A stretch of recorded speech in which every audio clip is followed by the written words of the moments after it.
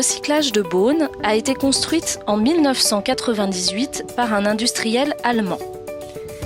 Elle a été rachetée en 2015 par Plastipack, groupe américain spécialisé dans la fabrication d'emballages en plastique.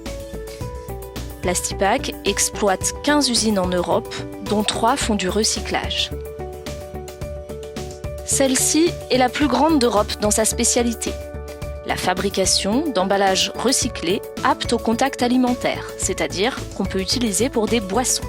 Il s'agit d'une usine pionnière dans le recyclage en boucle fermée. Une bouteille collectée en France peut redevenir une bouteille de très haute qualité. On produit ici environ 48 000 tonnes de plastique recyclé par an, soit l'équivalent de plus d'1 milliard de bouteilles. 135 salariés font fonctionner cette usine qui tourne 24 heures sur 24, 7 jours sur 7 depuis 1998.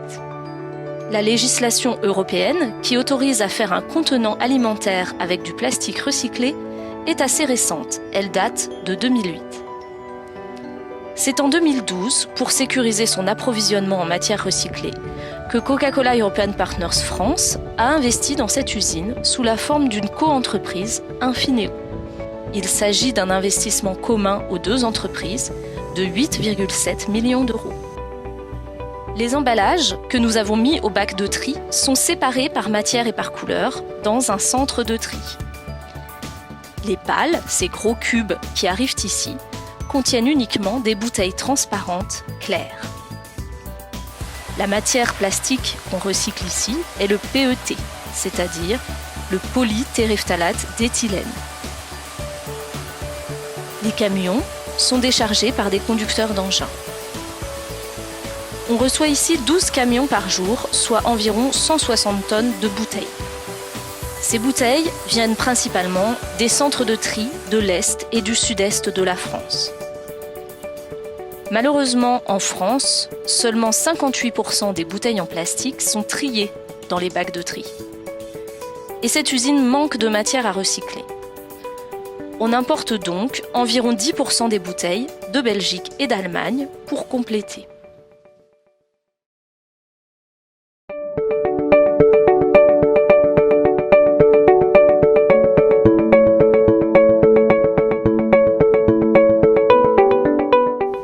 Les balles qui viennent des centres de tri contiennent entre 5 et 10% d'indésirables, des canettes, des bouteilles colorées, qu'il va falloir détecter et retirer. Tous ces indésirables repartent dans un centre de tri situé à côté de l'usine, qui les oriente vers la bonne filière de recyclage. En entrant dans l'atelier lavage, on commence par un pré-lavage. Les bouteilles sont humidifiées et griffées pour retirer les étiquettes. Celles-ci vont être valorisées dans une autre usine. Les bouteilles sont ainsi plus faciles à trier pour les machines de tri optique. Celles-ci lisent la couleur de l'objet grâce à un rayon lumineux infrarouge et éjectent les bouteilles trop foncées. Les bouteilles passent aussi sous un aimant et une machine à courant de Foucault pour éjecter les boîtes de conserve en acier et les canettes en aluminium. Elles seront recyclées dans la bonne filière. Les bouteilles sont ensuite broyées en petits morceaux de moins de 2 cm, appelés les paillettes. Elles passent dans une machine à laver avec de l'eau à 80 degrés et du détergent pour éliminer la colle et les résidus de boisson. Les paillettes lavées vont ensuite dans un bassin rempli d'eau. Les paillettes de bouteilles, qui sont en PET, coulent au fond du bassin. Elles sont plus lourdes que l'eau. Alors que les paillettes de bouchons et d'étiquettes, qui sont dans un autre matériau plastique, le PEHD et le PEBD, flottent à la surface. On les récupère et on les envoie dans une autre usine de recyclage située à 20 km de Beaune. Avec ces bouchons, comme avec nos bouteilles de lait ou de lessive que nous avons triées et qui sont fabriquées dans le même matériau, on fabrique des arrosoirs, des sièges auto, des bacs à fleurs ou même des conteneurs à poubelles. Dans l'usine, les paillettes triées et lavées sont ensuite stockées en attendant de partir vers l'atelier d'extrusion.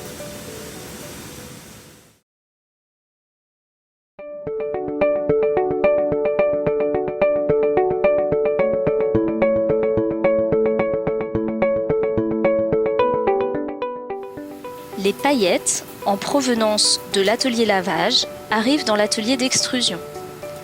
C'est là qu'on va transformer le plastique en le faisant fondre. Les paillettes sont une dernière fois triées avec une caméra et un laser pour enlever ce qui n'est pas du PET. Il peut rester du PEHD, des morceaux de bouchon, du PVC, matériau encore utilisé pour certaines bouteilles de produits ménagers, du nylon ou du silicone qui compose par exemple la valve souple des bouchons de ketchup. Après ces 10 étapes de tri, on fait fondre les paillettes à 285 degrés dans une vis sans fin. La matière ressort sous forme de filaments liquides qui ressemblent à des spaghettis, qu'on va refroidir avec de l'eau pour les rendre solides.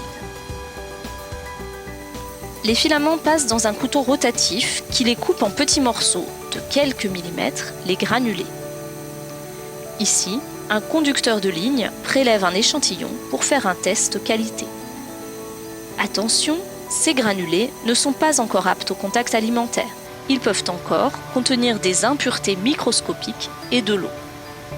On va donc les purifier. Ce sont les propriétés à haute température du PET qui permettent de séparer la matière plastique des impuretés. Cette technique, appelée la polycondensation, a besoin de 3 conditions pour se produire.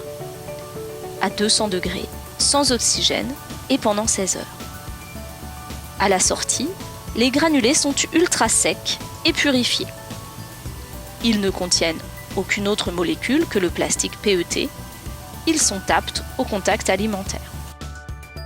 De nombreuses analyses sont réalisées en laboratoire pour s'en assurer. Les granulés passent alors dans les silos de stockage. On produit ici 48 000 tonnes de granulés recyclés par an, soit 130 tonnes par jour. L'usine a un rendement de 75%, car on doit enlever les bouchons, les étiquettes, les indésirables et surtout beaucoup d'humidité. Ensuite, les granulés partent en camion-citerne pour être transformés en préforme, puis en bouteille.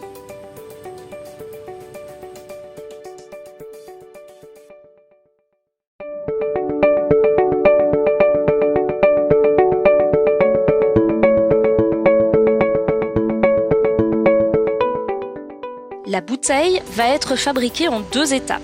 Injection de la préforme, soufflage de la bouteille. Les granulés recyclés sont tout d'abord mélangés avec des granulés de plastique vierge, c'est-à-dire fabriqués à partir de pétrole. Chaque industriel décide de la proportion de matière recyclée dans ses bouteilles, entre 0 et 100%. En moyenne, en France, les industriels utilisent environ 15% de PET recyclé. Cette proportion influe sur la couleur finale de la bouteille, car le granulé recyclé est plus bleuté que le vierge. Surtout en France, où la majorité des bouteilles qu'on recycle dans cette usine sont des bouteilles d'eau minérale, qui sont souvent bleutées. Les granulés mélangés passent ensuite dans une vis sans fin. Ils sont chauffés jusqu'au point de fusion, à 260 degrés, et se transforment en une pâte liquide. Cette pâte est ensuite injectée dans un moule à préforme. Un moule contient généralement entre 50 et 150 préformes. Un robot déplace ensuite les préformes pour les refroidir et les éjecter. L'ensemble de ce process dure entre 10 et 30 secondes. Les préformes sont ensuite transportées vers le site de soufflage des bouteilles, souvent directement dans l'usine d'embouteillage. Pour Coca-Cola en France, ce sont les usines situées à Marseille, Toulouse, Dunkerque et en Île-de-France. Les préformes qui arrivent sont chauffées grâce à des lampes, puis introduites dans le moule qui donnera sa forme finale à la bouteille. Une tige métallique est introduite dans la préforme pour l'étirer, puis un souffle d'air comprimé étire le plastique jusqu'à épouser la forme du moule. On obtient ainsi une nouvelle bouteille. La vitesse industrielle de soufflage peut aller de 10 000 à 60 000 bouteilles par heure. C'est ce qui permet de dire qu'on fait ici du recyclage de la bouteille à la bouteille.